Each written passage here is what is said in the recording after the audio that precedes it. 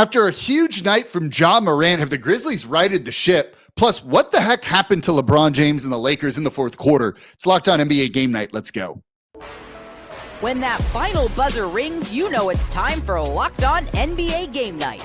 All the post-game reactions to every game across the league, every single night, with insights only the hosts at Locked On can provide.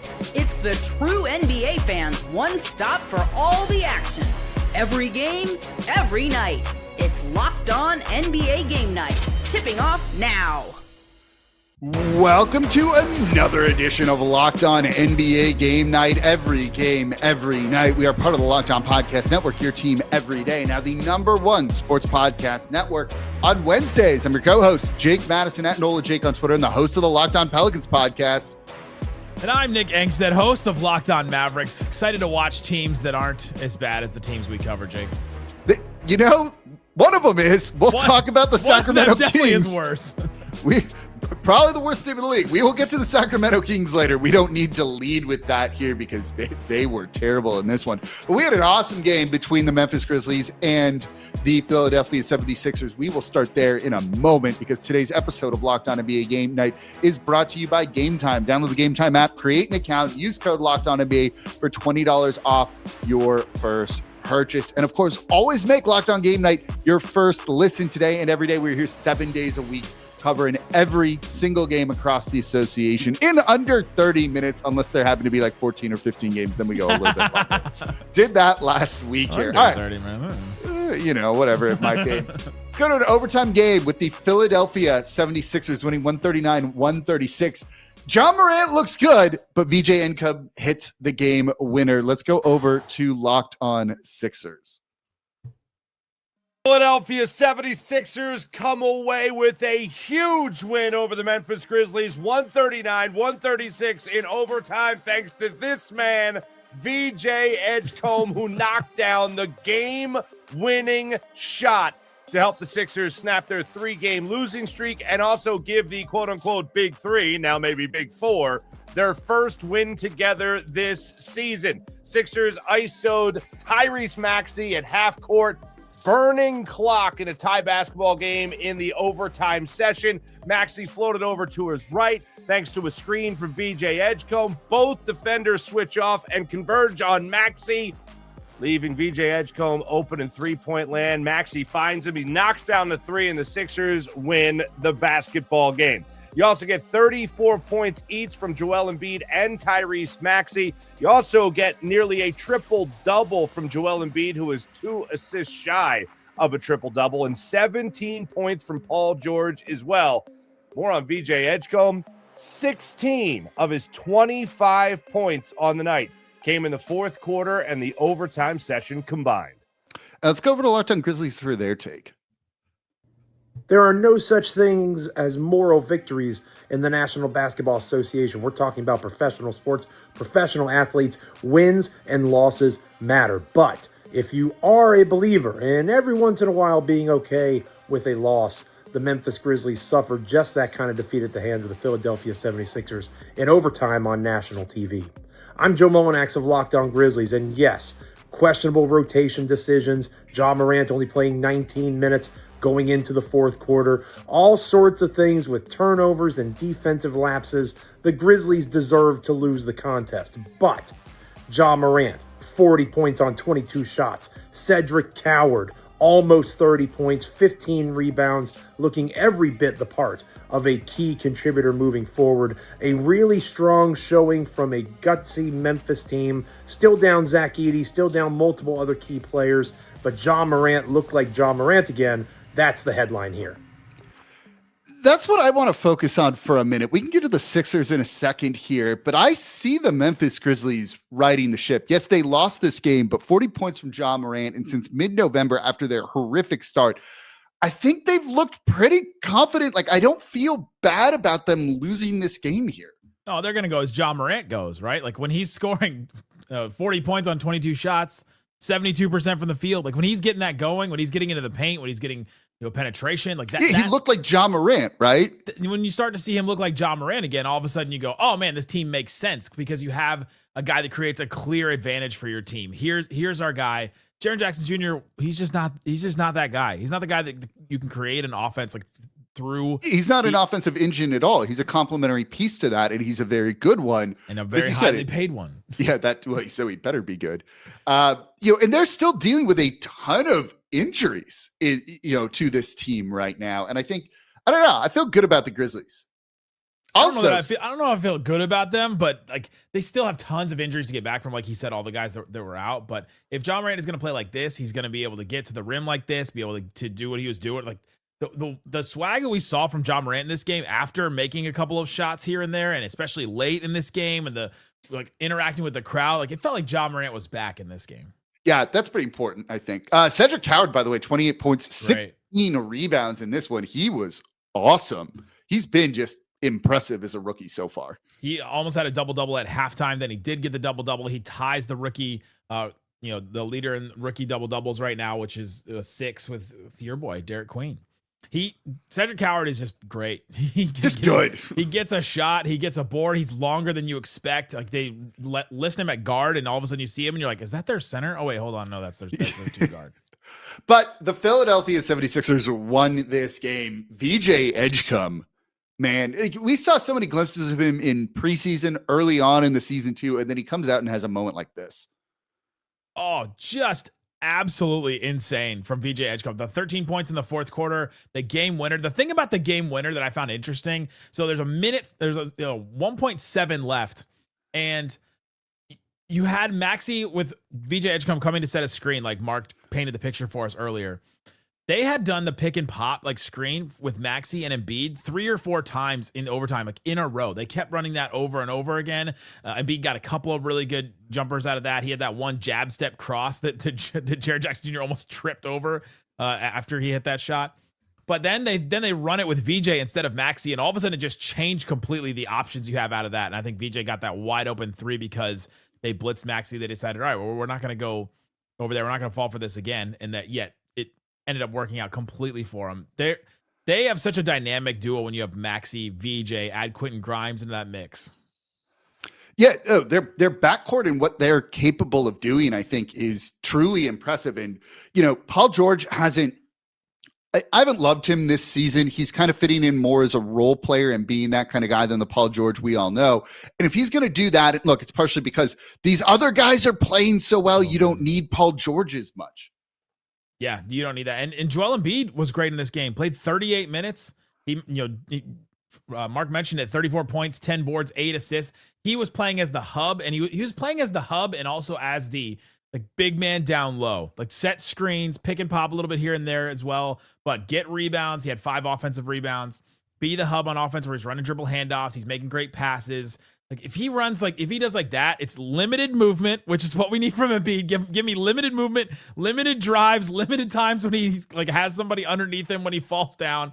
No need any of that. Just give me what we got from Embiid. And he had 5 fouls with like 2.5 minutes left in the fourth, played pretty much all of overtime. Like that was a great game from Embiid. Yeah, look, if you can take the pressure off of him, well, that's just going to help like the longevity of him, which I think is one of the bigger things in keeping him healthy. Shortgevity, even just give me that. Give this season.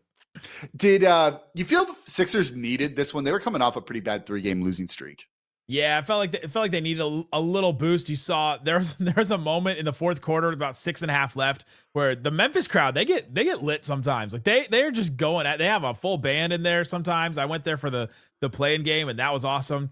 And they were the whole crowd was dancing, getting up during this timeout, and Embiid and VJ were dancing along with them, like half joking, but also like very into it. You could tell they needed just a boost of energy. We also saw a weird thing in this game that I haven't seen before: the Adem Bona, Joel Embiid lineups together.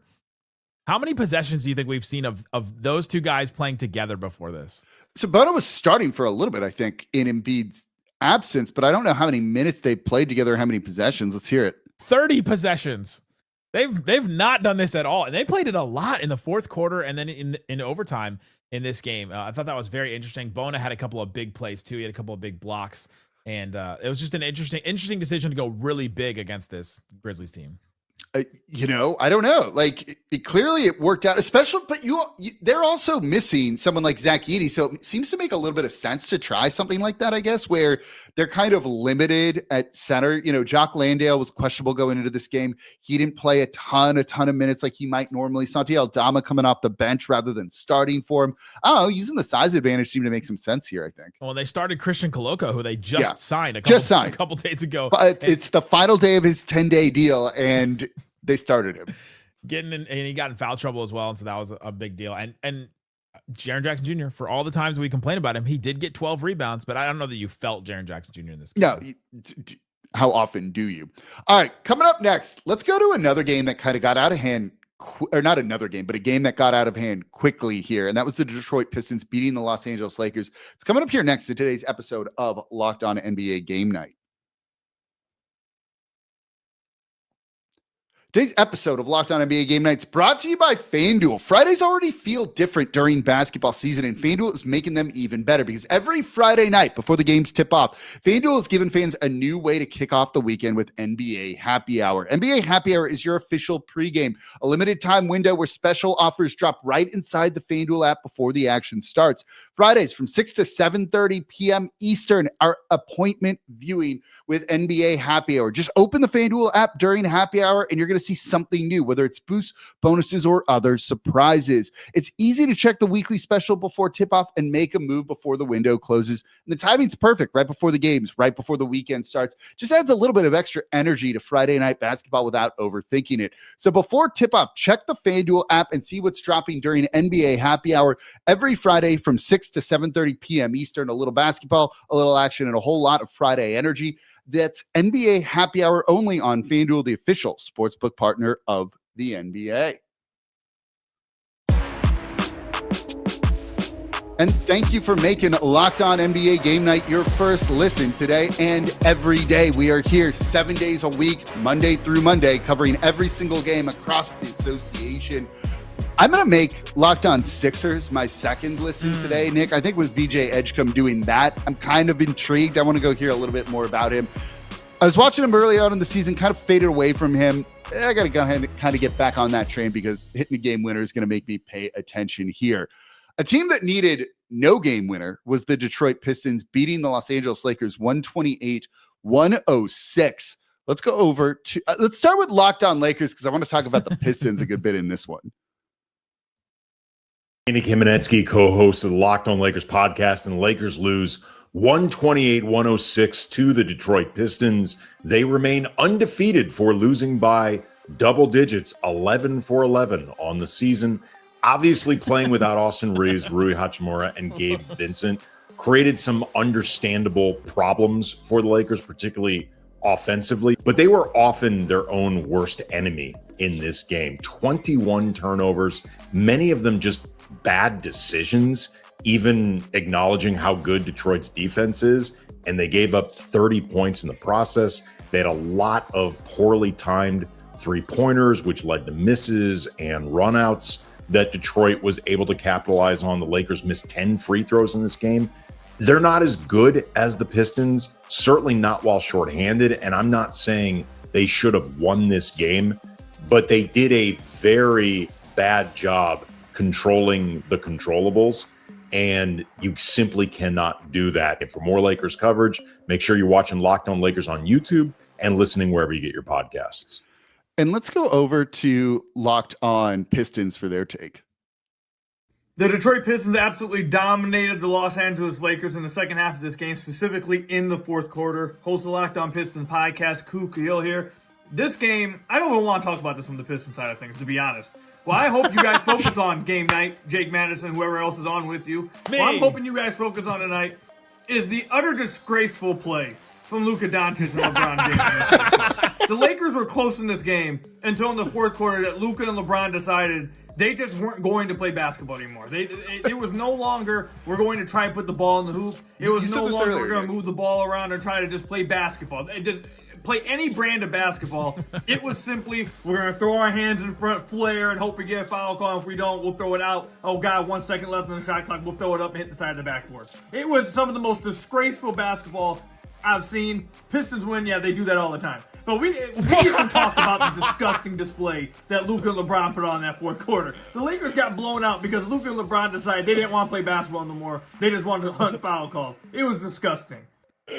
Okay, so that might be one of the strongest and like best shorts that we've ever had on Locked On NBA Game Night since I've been doing this, which is literally since the beginning. I come in and I'm like, oh, I want to talk about the Pistons, so let's do the Lakers, then we'll go to the Pistons host, and then like jump off of that. And he's like, no, you should talk about the Lakers. Uno reverse card. Oh man, yeah, seriously. Wow. Kuka Hill. I'm gonna make Locked On Pistons my second listen if you're coming in that strong in a minute video here. Locked On Lakers Northeast. Yeah, Mike Locked On Anti-Lakers. That's I think what that show was called. So before we jumped on this, you mentioned this when we were kind of planning out the show a little bit, and you had said to me behind the scenes here, this is the most Luka and LeBron James game you have seen in a minute, where they were clearly never going to win this game. This game was close. It was 2 points in the middle of the third quarter that the Pistons were winning, and then they just stepped on the gas and the Lakers gave up. I wouldn't say they weren't ever going to win this game. It was close. It was the 2-point game with like what? It was a 2-point game with 3 minutes left in the third quarter. Yeah, even in the fourth quarter, it wasn't like a complete blowout for a little bit. But this is a game that I've seen Luka play a lot. Obviously, LeBron play a lot in the 20-odd years we've watched him play. This is his 41st birthday tonight, by the way. His Dirk birthday. These guys in their team sometimes, when they realize, hey, we can't win this game, it just ends. It ends. And what Koo said is right, where they just grift for fouls. They just take a bunch of threes. They're just out there trying to see like, all right, what can I do here to spark my team to get back into this game? Maybe we get some life if I hit a three, if I get an and one, if the crowd gets crazy in it. And like part of that is admirable, and part of that is just disgusting when you watch it. And it is, but I can't really blame them, Jake. Like I watched this team, and the beginning of the second quarter when the Pistons went on their first run in this game, it was LeBron, DeAndre Ayton, Jake LaRavia, Maxey Kleber, and Marcus Smart who started that second quarter. Like, who is scoring besides LeBron in that lineup? They just have these lineups every once in a while. And I saw our old friend Anthony Irwin, who used to host Locked On Lakers, say this. Like, this Lakers team somehow has no athletes. They have no shooters. They have no size. They have like no youth. It's like, okay, well, what do you have? Like, what do you have at this point? Look, they need serious upgrades on this team, and we've kind of known this for a while. Like, they're very much missing Austin Reeves right now. Very much missing Austin Reeves. And Rui. And yeah, it's like they just need more than what they have here. And it's kind of as simple as that, and when they get those guys back and you have enough scoring, it's going to be good. But you also saw like JJ Redick looked disgusted with his team and what they were doing defensively on that side of the ball. And they just don't have like the horses to get him over the finish line, it feels like. And that's kind of wild to say that on a team with LeBron James and Luka Doncic. But yeah, you just do need some more. Well, they also don't really have ways to like upgrade the roster significantly either. No, not really. I mean, they have. I think I have a pick or two. One pick, I think. Yeah, the pick they should have sent to the Mavs. Just the other guys around them in the starting lineup. You even look at like with Marcus Smart, LaRavia, and Ayton. How many teams would they start on across the rest of the league? Like this roster from Pelinka. This game is a roster loss to me. Like this is a roster construction loss where you just look at it across the board and say, well, the Pistons are way more athletic, way more physical, way bigger, and have way more answers. Like Andy Kamenetsky brought up the turnovers. The Pistons had 20 turnovers as well. It's like they had the exact same problem, but they scored 74 points in the paint compared to the Lakers 44. I mean, that just getting out physical, outbeat, like just a massive advantage on the Pistons part there. Yeah, like, look, I mean, you call it like a roster loss. I don't know. The Pistons are just better and have better players. Like, I don't know if that's like better. Yeah, but it's not like, I disagree with categorizing it like that. Like, I see what you're saying. Like, the Pistons are just better, so they should win. I don't know if that's like I kind of get what you're saying, but I don't. You don't agree that the Pistons are better, so they should win? No, it's like really, I'm a pro here, struggling to kind of put it in there. It's just, yeah, the Pistons are better, so they should win, but it's also not like the Lakers are terrible, right? Like they do need more, but that's like not giving the Pistons enough credit for what they did in this win, I guess is the way that I'm kind of looking at it here. Like Cade Cunningham was awesome.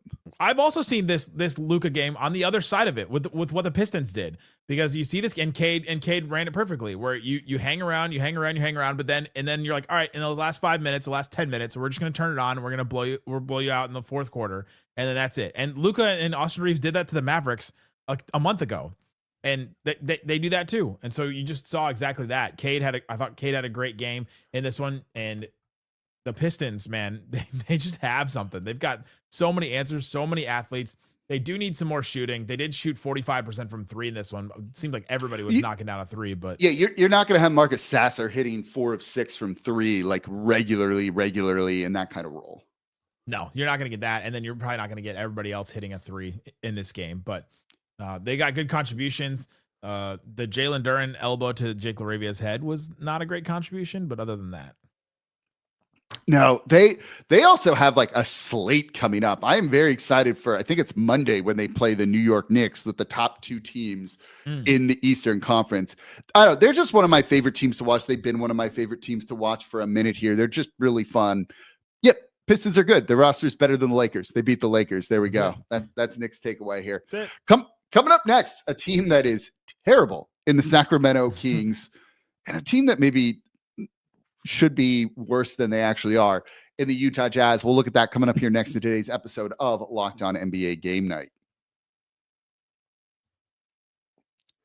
Today's episode of Locked On NBA Game Night is brought to you by Game Time. During basketball season, there's nothing like being in the building, the energy, the crowd, that first big run that gets everyone on their feet, or a late fourth quarter run to just really seal the game like the Detroit Pistons just did.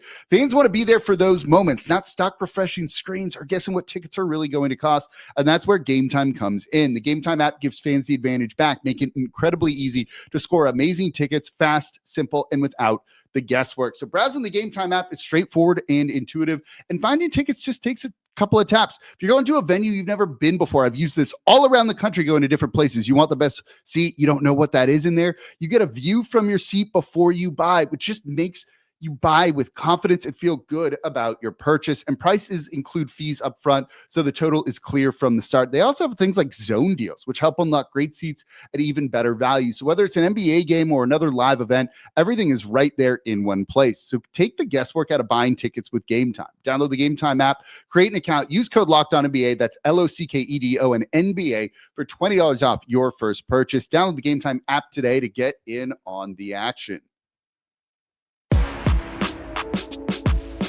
And thank you for making Locked On NBA Game Night your first listen today and every day. We are here 7 days a week covering literally every game played in the association. We are part of the Locked On Podcast Network, your team every day, now the #1 sports podcast network.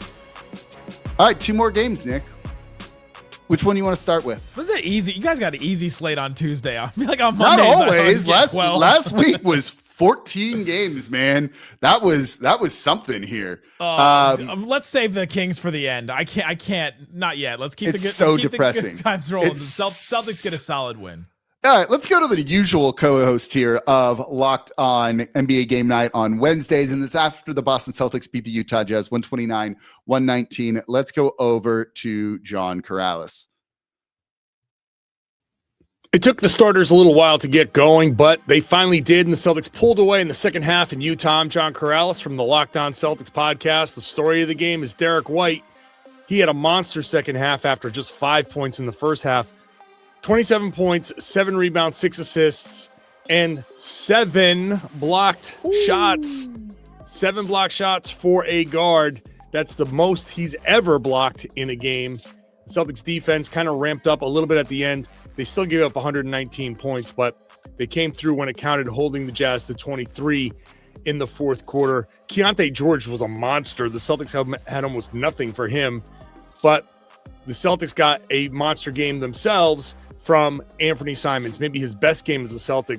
20 points, but a plus 27, a team high plus 27. The Celtics bench, which hasn't been exactly reliable, was huge for them, especially in the first half when the Celtics starters weren't coming through. And once again, Luka Garza comes in, 15 points, but it's the screen assists, which is apropos for Utah. That's the land of the screen assist. His screening was incredible. It freed up guys left and right and was a huge part of why the Celtics were able to get going. He set a ton of screens for Peyton Pritchard, so Pritchard could go in the second half. So nice second half, and the Celtics back in the winning track. Much more on the Locked On Celtics podcast. I want to know more about those screen assists. That is like an all-time Locked On inside joke that he just dropped. Is that an 8-year-old reference at this point? When was Gobert traded? Like how long ago? Feels like a long time ago. When was the network founded? That's probably when that joke 2016. started. Yeah, okay. This is a joke that goes back 10 years now, it feels like. Really, the bench points were big in this one. Boston outscored Utah coming off the bench here, 43-26. The Celtics are good. The Utah Jazz are mid. There you go. John saying, they allowed 119 points. That's too many. The Jazz average 120 points scored per game. This team can put on some points. They can pour on it. It's because of Keyonte George. He was awesome. 37 points, 7 assists in this one.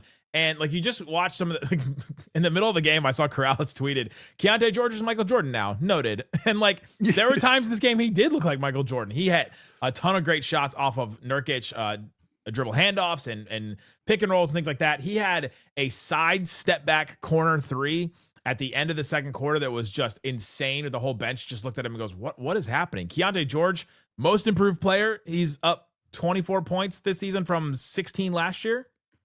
Yeah, it's interesting because getting that kind of guy can change the trajectory of a franchise. It feels like they've been waiting for that guy to kind of be number one on their team. It could be Markkanen, but maybe not. And they haven't found the other guy that they've wanted to kind of have next to him, despite some of the draft positioning. And then all of a sudden you get this explosion from George this season. And do they go from a team that we've long thought were going to be sellers at the trade deadline or tanking this year to in some capacity being buyers and trying to push for that play-in tournament spot? So him playing this season, I think, has been like pretty kind of like game changing, not just for the Jazz, but for the landscape of the NBA to an extent. It's not great for them because if they win something, they lost this one, but if they keep winning games, like they're going to give the Thunder their pick, and they could really use a number one. They could use a DeBonsa. They could use Cam Boozer, even like a Darren Peterson, I guess. Like they could use somebody like that, because I don't know that Keyonte is your number one going forward, and I don't know that Ace is going to be that either. But if you had a number one, but Keyonte next to him, Ace on the other side, you got a couple pieces here that you can be excited about. I don't know. Like if they can make the playoffs and that pick ends up being like 15 going to, on the like best end, they'll pick an all NBA player. The Thunder will. The Thunder are the Thunder. But like, I don't know, at a certain point, like you just got to win games and make your fans happy. I think sometimes that gets like lost in the talk of trades and stuff like that. Like David Locke got to you. No, but covering a losing team in New Orleans for a long time has gotten to me. Also, when your team, I don't know, trades away their next year's first round pick for a center who has looked good, at a certain point, you want to stop talking about the draft and other things. This is my coping mechanism here. Should have put protections on that one. Like leave me alone. Just try to make it through the season. But yeah, Boston is also still just very good somehow, like they always are. Better than everyone thought. Yeah, significantly. A team that's not good. Either of these teams. One of them's finding their footing a little bit, and that is the Los Angeles Clippers beating the Sacramento Kings 131-90. This one was, I think, 73-40 at halftime in favor of the Clippers. This was disgusting. Let's go over to Locked On Clippers for more. Outside Intuit Dome, where the Clippers have just gotten a 131-90 win over the Sacramento Kings. It's the best stretch of the basketball the Clippers have played all season. I don't know what happened.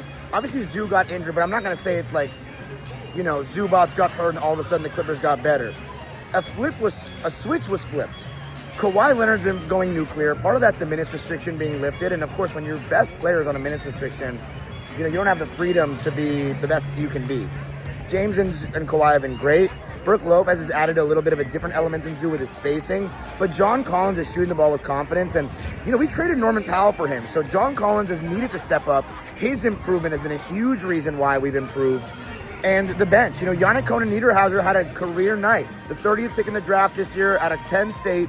And it's really making me optimistic about the future because, you know, the Clippers are devoid of assets and picks in the future. So to see Yannick play well is great. 5 wins in a row. Are the Clippers back in the play-in hunt? Are they back? Check out Locked On Clippers for more. I think everyone's in the play-in hunt. Truthfully, it feels like, other than like maybe one or two teams. That's why it's the play-in tournament here. Cool. Kawhi Leonard, player of the week. He's been playing extremely well. He had 33 points in this one. I want to talk about them, right? 5-game winning streak for the Clippers. Like, congrats. You're up to what, 11 wins, 10 wins now? That's super cool. What is going on with the Sacramento Kings, and how sad is it? Well, they didn't have Sabonis. They didn't have Zach LaVine. And it doesn't matter. Like, this team has no vibes. They have nothing going for them. I don't know that Doug Christie is going to make it to the All-Star break, but they just keep going through coaches? Is that the answer for this team? I just have no answer for what this Sacramento Kings team can do to make any big changes. They need one guy to build around, and they don't have that. They don't have that. Fox was kind of that, but they need one. They need to just tank. Just do it. Just like one season, go for it all. Go for it all. See what happens. But this team is not working. This team does not seem to like being competitive in any way. Look, if you had put Sabonis on the team in this one, like, what would have changed here if you had put Zach LaVine on there? Like, nothing was going to change. You were down 33 at halftime to a better Clippers team, but not a good Clippers team. And like, that's what it is. Like, where's the hope in Sacramento right now? Like, what are you looking forward to for that team? Look, I'm not one to talk. I cover an 8-win team too here, but at least there's like Jeremiah Fears and Derek Queen who look pretty good. They can't even trade Zach LaVine or DeMar DeRozan for anything. Like, it's the Kings being the Kings. Nick Clifford had 18 points off the bench. Hit 3 That's threes. Nice. Hit 3 threes. Precious Achiuwa just getting cardio out there. Starting 17 minutes, 0 points. Like, in the NBA, you need at least 2 guys. Like, you can't have multiple guys that can't shoot, and they start him at the 4. I'm like, I don't know what's going on with this team. You have Westbrook out there, who's actually shot the 3-ball well this year, but yeah, cool. They took DeRozan 27 threes in this game. Like, congrats total as a team. I don't know what's going on with this squad. Go to Lockdown Kings for more. Yeah, Matt George knows what's going on with them. Go listen to him. He can get mad better than anybody in the world. He might have the toughest job on the network, like, truthfully. They had one good year a couple years ago. That was cool, but that's it. All right, that's going to do it for this episode of Locked On NBA Game Night. Light slate here, just 4 games, but more tomorrow. On Wednesdays, I'm your co-host, Jake Madison, at Nola Jake on Twitter, the host of the Locked On Pelicans podcast. I'm Nick Angstadt, host of Locked On Mavericks, at Nick Van Exit. Go check out Locked On NBA Daily with Matt Hayes and Wes. Great stuff happening all the time over there on this very feed. Thanks so much for listening to Locked On NBA. See y'all next time.